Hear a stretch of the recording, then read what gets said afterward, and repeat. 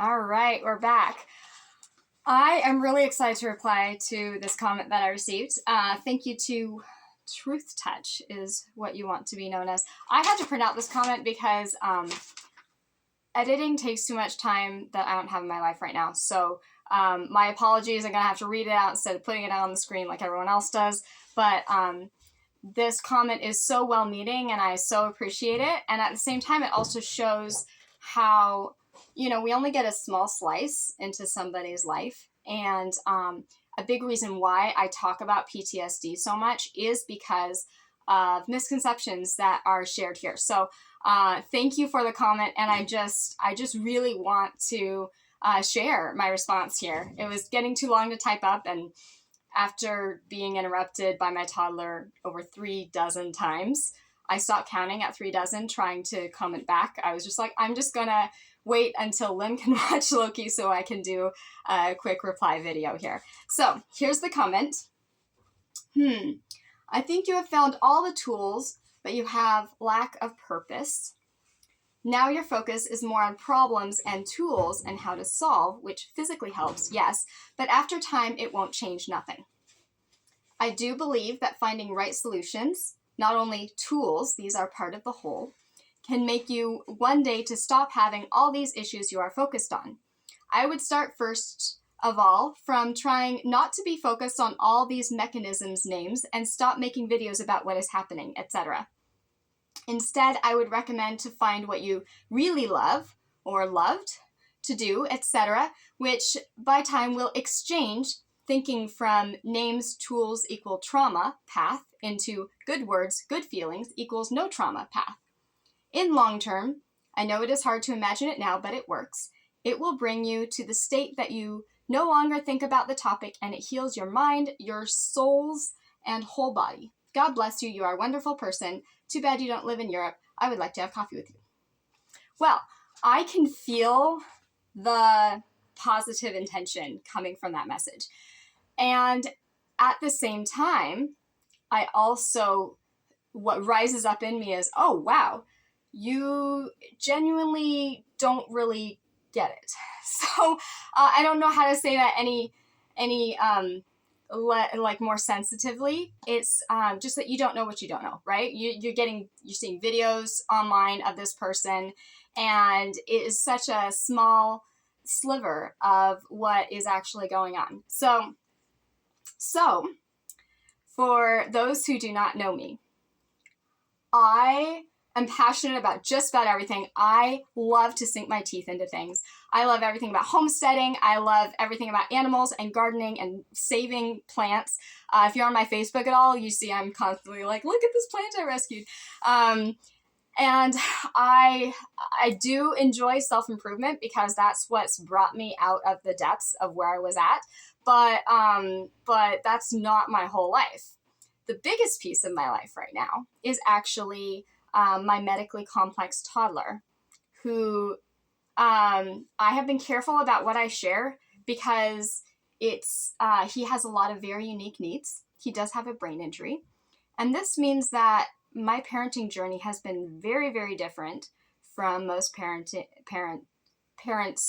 who experience babies and toddlers and everything. I'm saying things weirdly because I'm like, wait, I have to watch what I say. It's really important to me that he doesn't have a bunch of videos to look back on and be like, wow, I was such a burden to my parents. That's really important to me. And at the same time, when I say we're not sleeping, I don't mean that we get up a few times a night. I mean that last night he woke up at 3 a.m. and decided that he was done sleeping for the day entirely. And that he went to bed at 11:30 after hours of trying to get him down. And he woke up every 20 to 30 minutes between 11:30 and 3 a.m. And that I was nursing him, and it was becoming extremely painful for me, and I was crying while nursing him while extremely sleep deprived. Now, this is our every single night reality. This is not an unusually bad night. This is just how things go. During the day, multitasking is not an option. So when I am with him, I try to be fully immersed in the present. We are the parents that are known for, like, you know, we walk to the store with him and we run around the block chasing cars, and my Facebook page is just full of him, enjoying him. I love this kid so much, you have no idea. And he is a lot of my life purpose right now. You know, there's so much more that I want to be doing. And some days that's really hard because I want to be doing those things throughout the day, but I have to take a shift sleeping first. And then I have to eat, but we have to cook everything from scratch because of my severe dietary limitations that are not optional for me at all. I keep testing them, doesn't work. And so a lot of my day is either, you know, taking care of my toddler, which is all encompassing when it is happening, every single minute. Even a conversation between my husband and I cannot typically happen while he is awake. Because you'll start saying a sentence and he'll go, ah! He's not mad. He's not angry, but he wants to participate in the conversation. And so then, you know, you're like, okay, that was weird. And you're like, okay, but what I was saying, ah!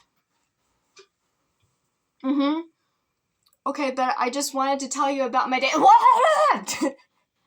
And so, like, it's painful to not even be able to have a conversation with your own spouse. It's hard.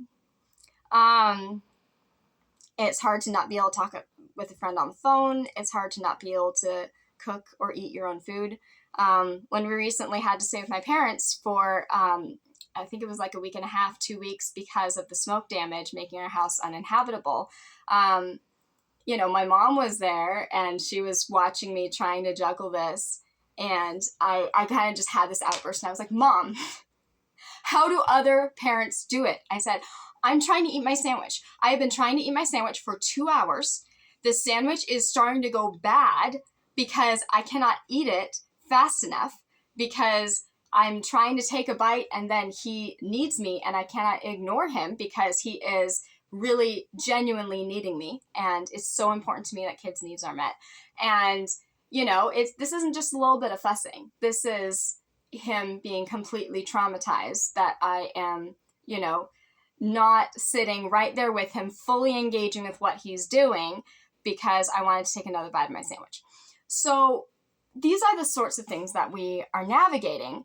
And my mom, she was so sweet. And she was just like, look, Heidi, she said, every kid is different. You know, some parents experience a day like this once a month. Some parents experience a day like this maybe once a week. But for you, it's every day. And it's tricky because other parents will be like, I relate, I get it, I've had days like that too. And, you know, they've had moments like that or they've had hours like that. For us, it is every single day. He is just over 2 years old. And when he was 1 year old was the first time that we could put him down on the floor for even 5 seconds without him being so traumatized that he cried for hours. That's very unusual. And we do believe that it has something to do with his brain injury. He has a verified brain injury from birth, and it was, they weren't sure he was going to make it. So he is a walking miracle, and I love him to pieces. And it is very hard. So most of my energetic, happy, all-encompassing joy is poured into this toddler. And my garden, which I love so much, I haven't been able to go outside and look at it in 4 days. And it's been well over 90 degree temps. Lim's been watering it as he's able to. But that's the thing, is that there's things that I love that I would just spend, seriously, I would spend 5 or 6 hours in the garden every single day if I could. I love it so much. And it's hard because if I go outside with our toddler, he finds that very difficult. And so I spend most of the time trying to help him navigate being outside. And, I'm sometimes able to water 1 or 2 plants. But it is very hard for me to see my plants dying because I'm not able to tend to them. Usually, if I am able to tend to them, then it is around anywhere from 11 p.m. to 1 a.m., and I would be able to water them in the dark. But that really depends on sleep. Usually, when he's finally asleep, I have to, okay, here's my chance to eat, and then here's my chance to fall asleep before he wakes up again in about 20 or 30 minutes. So this is my life. It's not really what we expected, but we're really just trying to make the most of what we have. So for me, being able to create a bit of content, even though I'm not able to edit, I'm not able to do all the fancy things, I'm not able to, really do content the way that I want to, but being able to do it at all, being able to get anything out, especially recently where I'm like more or less getting something out per day, is really exciting to me. It's like, okay, here's one little corner of my life that gets to be just mine, And yeah, I don't want to talk about parenting very often during that time because all the rest of my life is parenting. Like 100%, day and night, it is parenting. And I love this kid to pieces. And I want to have a little tiny bit of my world that is just me. And so my Facebook page, all about him, all about our adventures and how wonderful family life is because we really turn it up to the max as far as relishing life with our family that we created. And a lot of what I post there is like, this is my highlights of the day.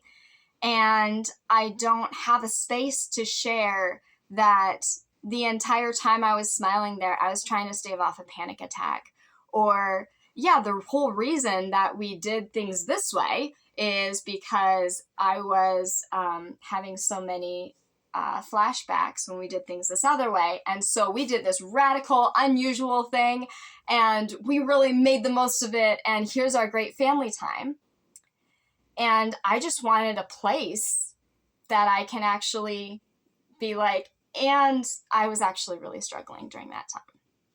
So I think the balance is important. And it's just that I'm not comfortable putting a lot of my toddler here on my YouTube channel. It just doesn't feel very right to me because a lot of people do YouTube for the intention of earning income. And I would love for it to earn income. That is part of why I'm doing this. But a big part is just I'm experimenting with what I love to do. I love making videos. I love sharing things that are important to me. And that comes to this other thing about how this idea that if you fill your life, I'm just looking at the comment here, kind of paraphrasing, basically, if you fill your life with good things and focus on those good things, then the trauma will fade. And I used to think that. I suffer from complex PTSD, and I think there is some truth to that, but it really depends on your trauma and on how you process it. When we first got this house, okay, so before we got this house, we were living in an RV in someone's backyard. Before that, we were living in a van, and this was for many years.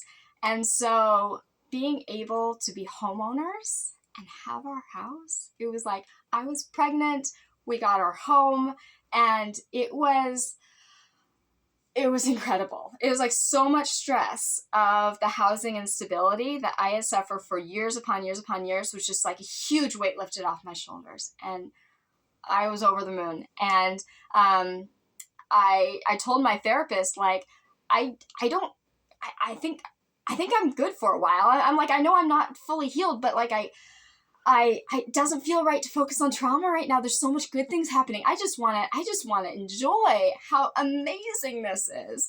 And he's like, great. Like that sounds right to me. Like, just restart therapy whenever you feel like it would be good for you. But yeah, go ahead. Just ride this. And so everything was wonderful Everything was amazing. Everything was just the best that it could possibly be. And then I'd wake up one morning completely panicked. And I was like, wait, it's never been this bad before.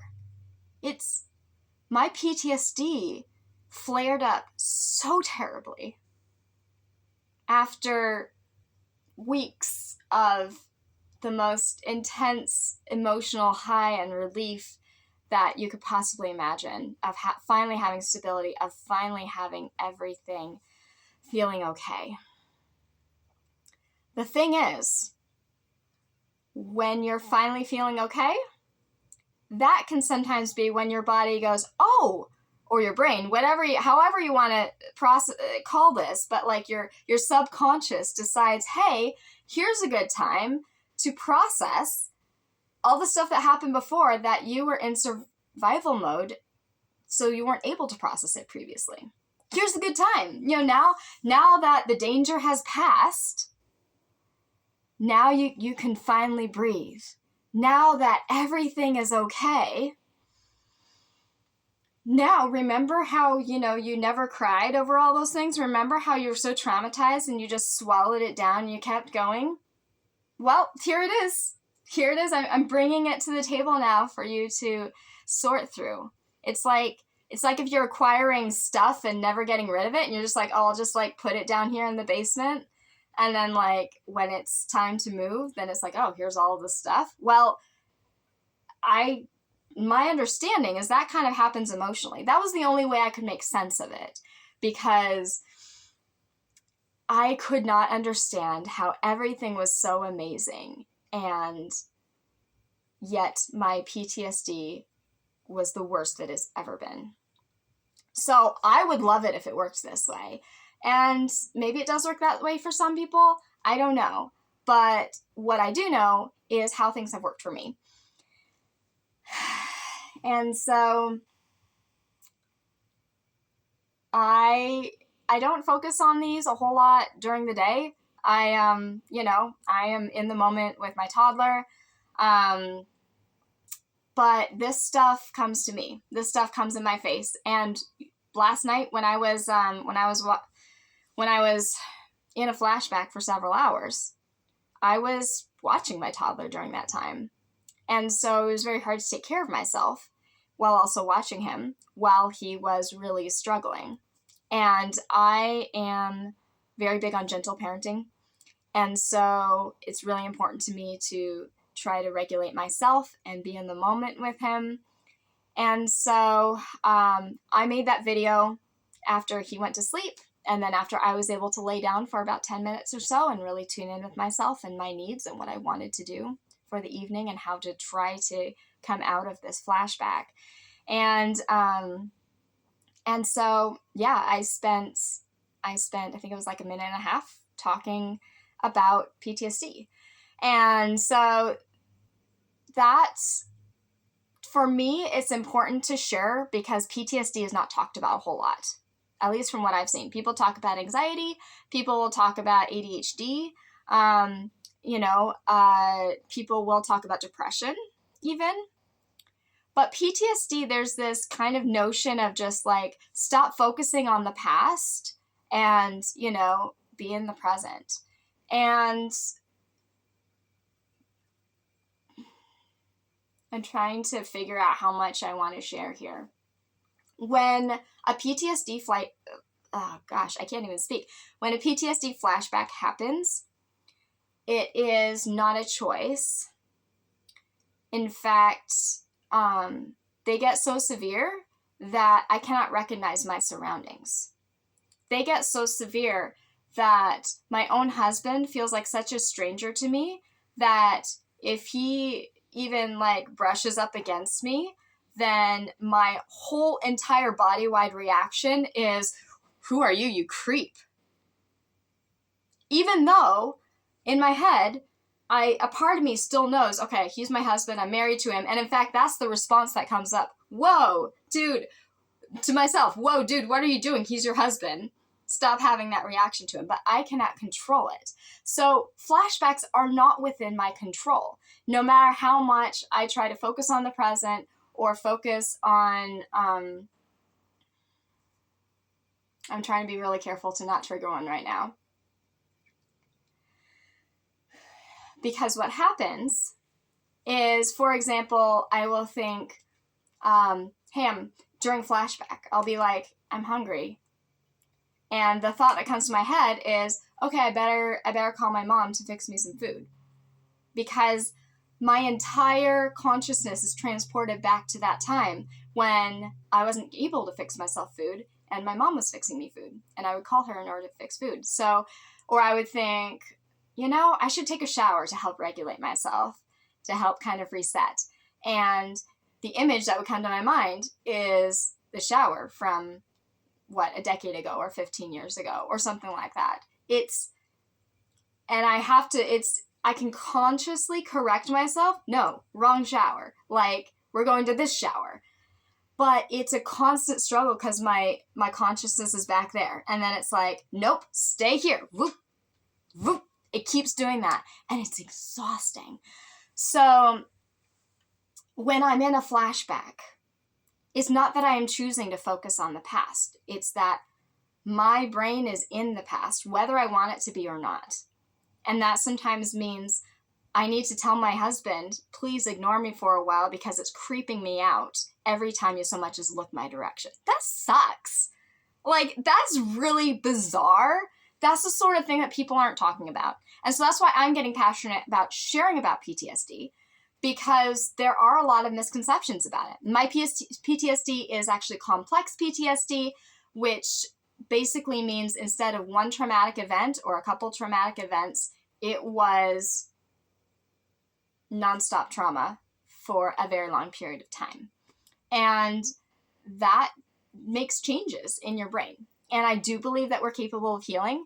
And I have come this far through exploring healing paths. And so I'm really passionate about that. There's lots of other things I'd love to do in life, but we are in a season of life that no one ever anticipates being in.